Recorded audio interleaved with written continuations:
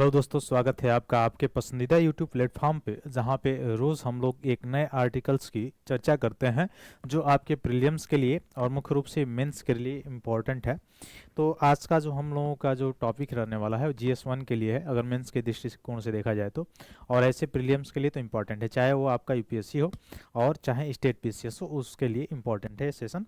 तो जल्द से जल्द अपने ग्रुप में शेयर करेंगे और मुख्य रूप से जुड़िए ताकि हम लोग मुख्य रूप से इस सेशन को शुरू करें। तो आज का जो आर्टिकल्स है वो मंगल ग्रह के संदर्भ में है। तो मंगल ग्रह पे जाने से पहले, यानी इस आर्टिकल पे जाने से पहले, मैं कुछ चीज़ शॉर्ट में संदर्भित करके इसको बता दूं कि जो ये मंगल ग्रह है, हमारे सौर मंडल में जितने ग्रह हैं, ठीक है, इस टॉपिक में हम लोग क्या क्या कवर करेंगे तो मैं बता दे रहा हूँ। सौर मंडल में जितने ग्रह हैं, पूरे सौर मंडल के बारे में थोड़ा थोड़ा हम लोग जानकारी हासिल करेंगे प्रीलिम्स के दृष्टिकोण से। उसके साथ हम लोग देखेंगे कि लगभग जो है घूर्णन किसका ज़्यादा होगा कम होगा, उससे रिलेटेड सारे क्वेश्चन देखेंगे। साथ साथ ये भी देखेंगे कि ये मंगल ग्रह है कहाँ, पृथ्वी की क्लास से कितनी क्लास दूर है, ठीक है। तो ये आखिर जो ये लाल, जो मुख्य रूप से देखा जाए मंगल ग्रह के बारे में, तो मंगल ग्रह चर्चा में क्यों बना हुआ है उसका मेन कारण ये है। आप देखे थे कि भारत भी इस पे अपना मिशन भेज चुका है, नासा भी भेजा है, यूरोपियन जो है स्पेस एजेंसी उसके द्वारा भी भेजा गया था। तो जो नासा के द्वारा भेजा गया था वहाँ पे मंगल मिशन जो गया था उसका, उसमें ऐसा अनुमान लगाया जा रहा था कि जो मंगल ग्रह का जो लाल रंग है वो हेमेटाइट के कारण है। अब हेमेटाइट मतलब आप समझ रहे होंगे अगर विज्ञान पढ़े होंगे तो, वह अयस्क होता है, एक आयरन का, लोहे का अयस्क होता है। तो जहाँ पे हेमेटाइट की मात्रा ज़्यादा पाई जाती है वहाँ पे वहाँ की मिट्टी जो होती है वो लाल होती है, ठीक है। तो जैसे जहाँ पे लाल मिट्टी ज़्यादा पाई जाती होगी वहाँ पे लोहे की मात्रा, लौह अयस्क ज़्यादा होते होंगे। तो ये वैज्ञानिकों के द्वारा पहले ये अनुमान था कि यहाँ पे मुख्य रूप से हेमेटाइट प्रकार की लोहा पाया जाता है। और हेमेटाइट का लोहा जो होता है वास्तव में उसको नमी या शुष्कता की आवश्यकता नहीं होती है, वैसे हुए उस अयस्क में ऐसे ही हो जाता है। लेकिन अभी हालिया जो रिसर्च है उसमें बताया जा रहा है कि इसमें जो लोहे का दूसरा प्रकार है जो कि बिना नमी के कारण, यानी जो हाइड्राइड है उसके बिना, अगर हाइड्राइड न रहे उसके बिना यह इसका वह फॉर्मेशन नहीं हो सकता है। तो उससे क्या अनुमान लगा लिया जाएगा, और जब वह बन गया होगा जिसका नाम मुख्य रूप से अगर हम देखें तो इसका नाम है, आप देख सकते हैं कि यहाँ पे जो अभी हालिया का जो रिसर्च किया गया है उसमें रिसर्च में फेरी हाइड्राइड, तो फेरी हाइड्राइड के बारे में जो यहाँ पे पता लगा है। तो फेरी हाइड्राइड यानी अब वैज्ञानिकों का अनुमान है कि जो फेरी हाइड्राइड है, ये फेरी हाइड्राइड के कारण यहाँ पे जो इस मिट्टी का रंग, जो मंगल ग्रह का जो रंग है वह लाल है।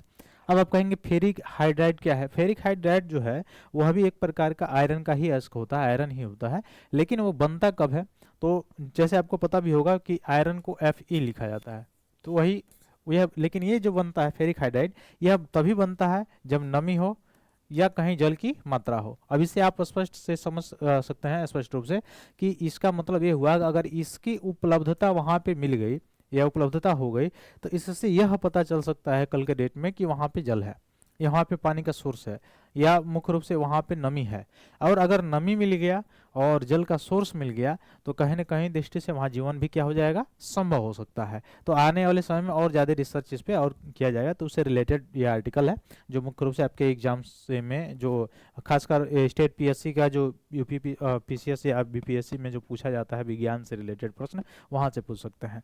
तो चलिए पहले हम लोग देखते हैं हमारा जो आर्टिकल है वो आर्टिकल क्या है। अभी हमने समझाया आपको कि मंगल का लाल रंग पहले जो है समझा जाता था कि यह इसलिए कि जंग खाए हुए लौह खनिज है, वह जो जंग लगा हुआ है इसलिए इनका रंग ऐसे हो गया है। अब मुख्य रूप से ऐसा समझा जा रहा था कि वहाँ हेमेटाइट का जो अयस्क है, यानी लौह अयस्क जो है हेमेटाइट किस्म का, उसकी उपस्थिति के कारण इसका रंग लाल है। लेकिन हालिया जो शोध हुआ है वह किसके द्वारा किया गया है, यूरोपियन अंतरिक्ष एजेंसी, ठीक है, इसके द्वारा, और यानी यूरोपियन अंतरिक्ष एजेंसी के द्वारा, ठीक है, और किसके द्वारा, नासा के द्वारा। इन दोनों के संयुक्त रूप से हालिया शोध जो है इसके द्वारा ये बताया जा रहा है कि यहाँ पे फेरी हाइड्राइड मिलने का, मुख्य रूप से यहाँ पे उपस्थित होने का ऐसा अनुमान लगाया जा रहा है। अगर फेरी हाइड्राइड मिल गया तो फेरी हाइड्राइड है क्या, यह भी एक प्रकार का लौह अयस्क है, आयरन का ही अयस्क है। यानी इसका मतलब देखिए, सिंपल बात तो ये है कि यह जो लाल रंग है वह तो आयरन के ही कारण है, ठीक है। यानी लौह के कारण ही, लोहा की उपस्थिति इसका मतलब यहाँ पे ज्यादा है, आयरन की उपस्थिति ज्यादा है, तभी इसका रंग जो है लाल है, वो तो एग्जैक्ट है। लेकिन पहले जो विधि ये बताई जा रही थी केवल हेमेटाइट के चलते है, तो नहीं, उसका आयरन का एक और अयस्क है फेरिक हाइड्राइड, इसके चलते है। लेकिन एक फेरिक हाइड्राइड तभी बनता है जब नमी हो, जब नमी नहीं होगा तब तक ये नहीं बनेगा, तो नमी इसके लिए आवश्यक है। तो जो नमी आवश्यक है, इसका मतलब अगर यह बना होगा वहां पे, तो इसका मतलब ये कंफर्म हो जाएगा कि हाँ वहां पे नमी है, और वहां पे नमी है तो इसका मतलब जल है, और जल है तो वहां पे जीवन संभव है। ठीक है, ऐसा अनुमान लगाया जा सकता है।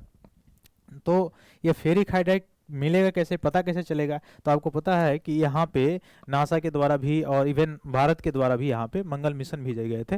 तो वहाँ पे जो रोवर गया होगा नासा के द्वारा, जो वहाँ से, जो वहाँ की चट्टान है, मिट्टिया, वह वहाँ से लेकर आएगा, तो उस पर जो शोध होगा उससे पता चलेगा कि वहाँ पे फेरी हाइड्राइड है या नहीं है। तो ये याद रखिएगा, फेरी हाइड्राइड भी एक आयरन अयस्क है, और हेमेटाइट भी आयरन का ही अयस्क है।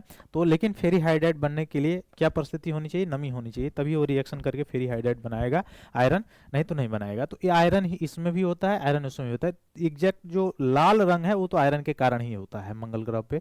जो मिट्टियों का रंग है लाल है, या चट्टानों का रंग जो लाल है, वो तो आयरन के कारण ही है। लेकिन यह अलग कौन से आयरन है? फेरी हाइड्राइड की अगर उपस्थिति यहाँ पे मिल जाती है, तो इससे ये अनुमान लगाया जाएगा कि वहाँ पे नमी या जल है। ठीक है, अब आइए हम लोग देखते हैं कि सौरमंडल के कितने ग्रह हैं सौरमंडल में, और क्या क्या उनकी स्थिति है। तो ये है सूर्य हमारा, जो कि एक तारा है। सूर्य क्या है? एक तारा है, ग्रह नहीं है। ठीक है, ये याद रखिएगा। तो सूर्य क्या है? एक प्रकार का तारा है, और इसके चारों ओर इस सभी के सभी ग्रह क्या करते हैं? दीर्घ वृत्ताकार कक्ष में चक्कर लगाते हैं। अच्छा, ये बताइए कमेंट बॉक्स में कि यह नियम किसने दिया था कि जो है, जो ग्रह जो है वो सूर्य का चक्कर लगाते हैं? किसने दिया था? कॉपरनिकस ने या केपलर ने? कॉपरनिकस ने या केपलर ने, किसने दिया था? तो इसमें ग्रह कौन कौन से हैं? तो देखिए, यह बढ़ते क्रम में अगर ग्रह को देखा जाए सूर्य से, तो सूर्य क्या है? एक प्रकार का तारा है, और इस सूर्य के चारों ओर जो चक्कर लगाते हैं उसको क्या कहा जाता है? घूर्णन कहा जाता है, परिक्रमण कहा जाता है। ठीक ना? तो इसमें सबसे नजदीक कौन है? मरकरी है, बुध है, बुध के बाद से ये कौन सा है? शुक्र है, तब कौन सा है? पृथ्वी है, तब उसके बाद से कौन सा है? मंगल है, फिर उसके बाद से जुपिटर आप देख सकते हैं मंगल के बाद से, यानी यह मुख्य रूप से कौन सा है? बृहस्पति है, फिर शनि है, फिर शनि के बाद अरुण है, फिर से वरुण है। यानी टोटल कितने हो गए? 4 और 4 8, तो टोटल ये 8 है। ठीक है, तो यहाँ पर भी आप देख सकते हैं, इसमें मरकरी, वेनस, अर्थ और मार्स हो गया, फिर उसके बाद से जुपिटर हो गया, फिर यहाँ पे शनि हो गया, और यहाँ पे क्या हो गया आपका? हाँ, यूरेनस हो गया, और ये नेपच्यून हो गया। ठीक, तो यह बढ़ते क्रम में देखा जाए तो ये टोटल 8 ग्रह होते हैं। लेकिन इससे पहले एक और था, प्लेटो। ठीक है, तो प्लूटो जो था, प्लूटो, इसको क्या कर दिया गया? या ग्रह की श्रेणी से इसको बाहर कर दिया गया। अब आप बोलेंगे कि ग्रह की श्रेणी से इसको बाहर क्यों कर दिया, एग्जिट क्यों कर दिया? उसका कारण यह है कि यह क्षुद्र ग्रह था। अब आप बोलेंगे क्षुद्र ग्रह कैसे पता चला कि क्षुद्र ग्रह है? तो क्षुद्र ग्रह इसलिए इसको रखा गया, क्षुद्र ग्रह जो ऐसे ग्रह होते हैं जो स्पेसिफिक किसी एक आर्बिट में जो है चक्कर नहीं लगाते हैं, या किसी एक पथ पे वो चक्कर नहीं लगाता है। अपने आर्बिट में चक्कर लगाते लगाते किसी दूसरे ग्रह के आर्बिट में भी वो जा सकता है। तो इसको इसलिए इसको क्या कहा जाता है? क्षुद्र ग्रह कहा जाता है। ठीक ना? तो वो अब ग्रह की श्रेणी में नहीं है। अब यहाँ से कई तरह के प्रश्न बन सकते हैं, जैसे इन 8 में से कुछ ऐसे ग्रह हैं जिनको आंतरिक ग्रह कहा जाता है, और कुछ ऐसे ग्रह हैं जिनको बाह्य ग्रह कहा जाता है। तो आंतरिक ग्रह इसमें से कौन कौन से हैं? तो उसमें से है मरकरी है, वीनस है, अर्थ है और मार्स है। यानी यह जो 4 ग्रह हैं इनको आंतरिक ग्रह कहा जाता है, यानी बुध हो गया, शुक्र हो गया, पृथ्वी हो गया और मंगल हो गया।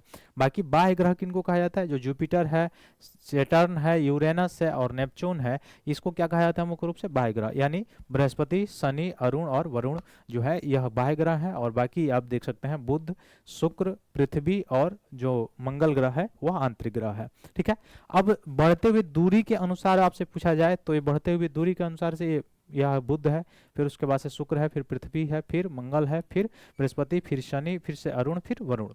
अब इसमें और किस तरह से प्रश्न बन सकता है ये बताइए? इसमें जो आर्बिट बनेगा, जैसे जैसे ये मान लीजिए कि यह सन है,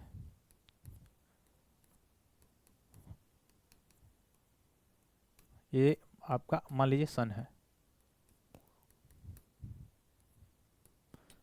मान लीजिए सन है। ठीक है, और ये आर्बिट बना हुआ है, ऐसे आर्बिट बना हुआ है जिस पथ पे एक ग्रह जो है चक्कर लगा रहा है। ठीक है, ये जो पथ है इस पे चक्कर लगा रहा है। ठीक, ऐसे बना हुआ है, ऐसे बना हुआ है। अब इसमें एक ग्रह यहाँ पे है, एक ग्रह यहाँ पे है, एक यहाँ पे है, एक यहाँ पे है, एक यहाँ पे है। अब आप बताएंगे सबसे पहले इस सूर्य का जो एक प्रकार का तारा है, सबसे पहले चक्कर कौन लगाएगा? सबसे पहले चक्कर इन सभी में से कौन लगाएगा? जैसे अगर इसको नंबरिंग कर दिया जाए ए बी सी डी और ई, तो सबसे पहले कौन लगाएगा? ए नंबर वाला लगाएगा। अब ऐसा क्यों? क्योंकि इसका ऑर्बिट छोटा है, यानी इसका जो परिक्रमण जो पथ है वह छोटा है, तो इसका मतलब इसको सबसे कम समय लगेगा अपना एक चक्कर पूरा करने में। यानी इस अब उसका दो कारण है, एक कारण तो यह है कि इसका परिक्रमण पथ छोटा है, दूसरा चीज कि इसके परिक्रमण पथ की जो त्रिज्या है वह छोटी है सबके तुलना में। तो जब इसकी त्रिज्या छोटी है तो इन सभी से कम समय इसको लगेगा, ए को लगेगा। उससे ज्यादा समय किसको लगेगा? बी को लगेगा। उससे ज्यादा समय सी को, उससे ज्यादा समय डी को, उससे ज्यादा समय ई को लगेगा। यानी जो जितना ही दूर होगा उसको एक चक्कर पूरा करने में उतना ही ज्यादा समय लगेगा। कारण क्या है? क्योंकि जितना ज्यादा दूर होगा उसकी रेडियस भी उतना ही ज्यादा होगी, और जब रेडियस ज्यादा होगा तो उसको पूरा अपने पथ पे चलने में ज्यादा समय लगेगा। ठीक है, तो यही कारण है कि जो सूर्य से नजदीक जो ग्रह होंगे, जो सूर्य से नजदीक ग्रह होंगे, वह उनका परिक्रमण काल जो होगा वह कम होगा। ठीक है, यानी एक चक्कर लगाने में जो समय लगता होगा वह कम होगा, और जो सबसे दूर होगा वह सबसे ज्यादा समय लगाता होगा सूर्य की एक चक्कर पूरा करने में। जैसे पृथ्वी जो है वह कितना समय में करती है? तो 365 या 366 दिन में पूरा करती है। हालांकि एग्जैक्ट 365 366 नहीं करती, आपको पता होगा 365 5 घंटा कुछ कुछ मिनट कुछ सेकेंड होता है। तो ये एग्जैक्ट इतने समय में क्या करती है पृथ्वी? एक जो है चक्कर सूर्य का पूरा करती है। ठीक है, और अपने अक्ष पे घूमने वाला जो होता है वो तो अलग चीज है, वो जो अपने एक्सिस पे जो घूमते हैं वो तो अलग चीज है। लेकिन एक चक्कर यानी सूर्य को परिक्रमा करने में सूर्य कितना समय लग रहा है वही उसका परिक्रमण काल कहलाता है किसी ग्रह के द्वारा। अब ग्रह कौन है? ग्रह किसको कहा जाता है?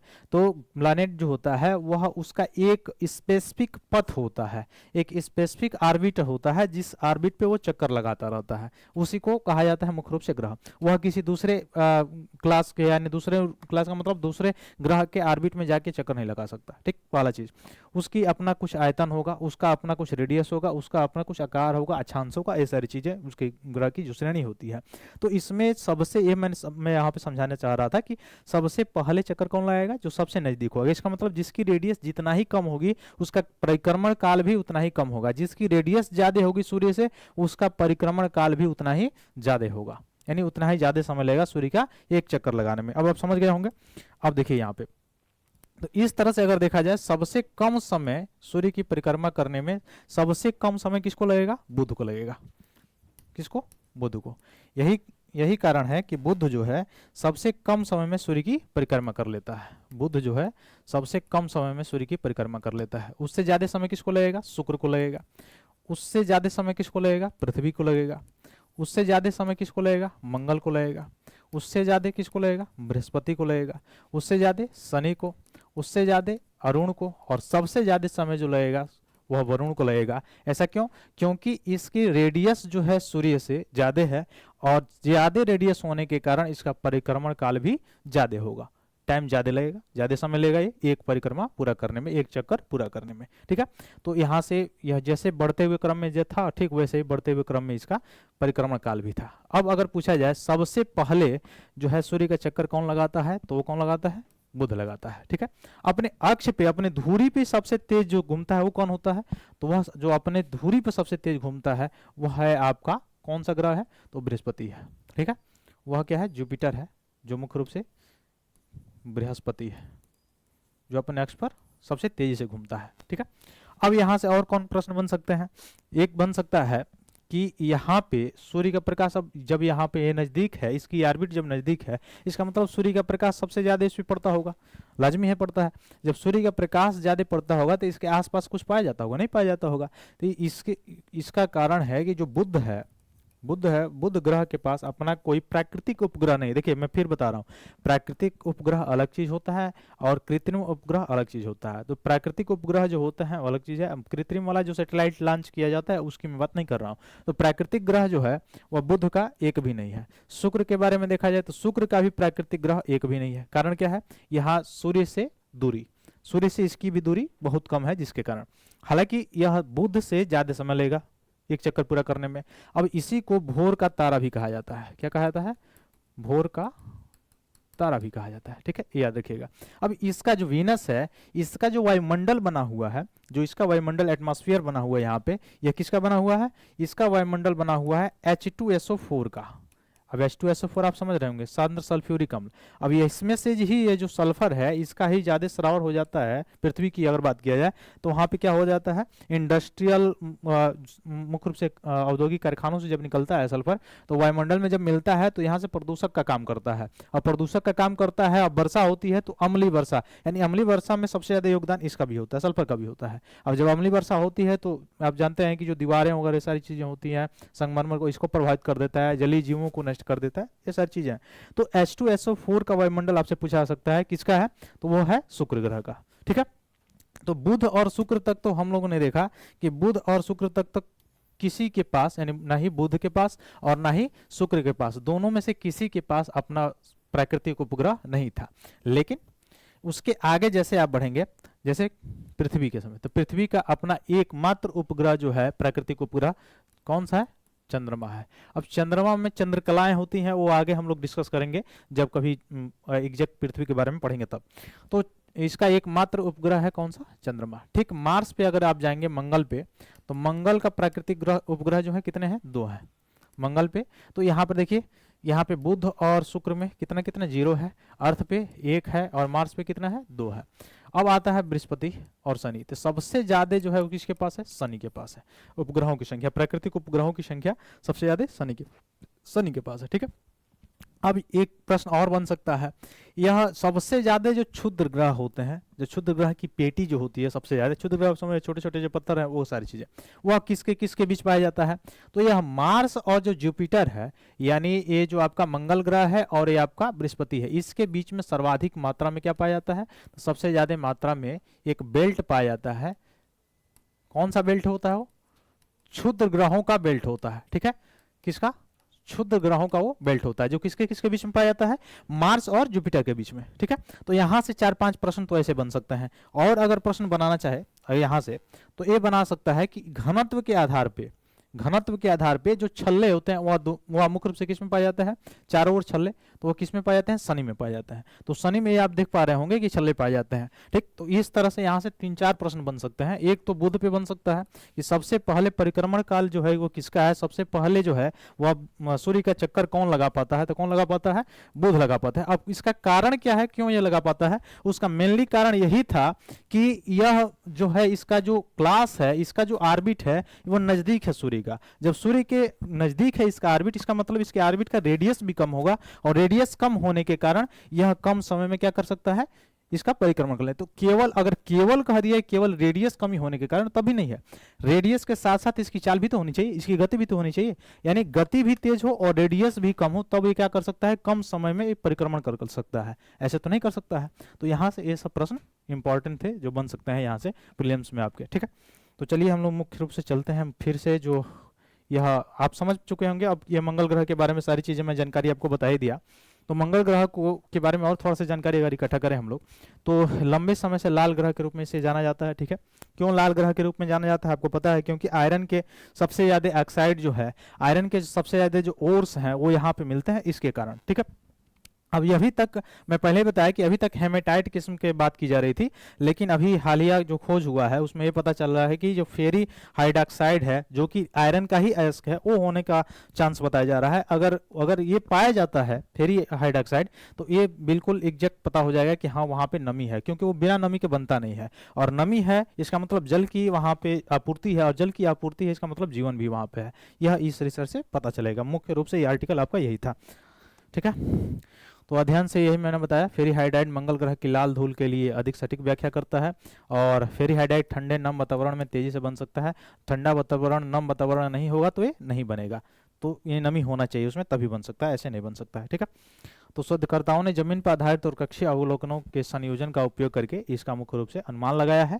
अगर ये अनुमान सही पाया जाता है और सही से यह अगर अनुमान सटीक बैठ जाता है, तो बिल्कुल जो है मंगल ग्रह पे आने वाले समय में जीवन की भी व्याख्या की जा सकती है। ठीक है, तो ये सारी चीज़ें हैं। ठीक है, तो फिर मिलते हैं अपने अगले क्लास में। आशा करते हैं सारी चीज़ें आपको समझ में आई होगी। बाकी फिर हम लोग मिलेंगे अगला, जब पृथ्वी से रिलेटेड और कोई आर्टिकल आएगा तो वहाँ पे हम लोग और डिस्कशन करेंगे। बाकी आप भूगोल में पढ़ ही रहे होंगे। ठीक है, फिर मिलते हैं अगले क्लास में। बहुत बहुत धन्यवाद दोस्तों। जय हिंद।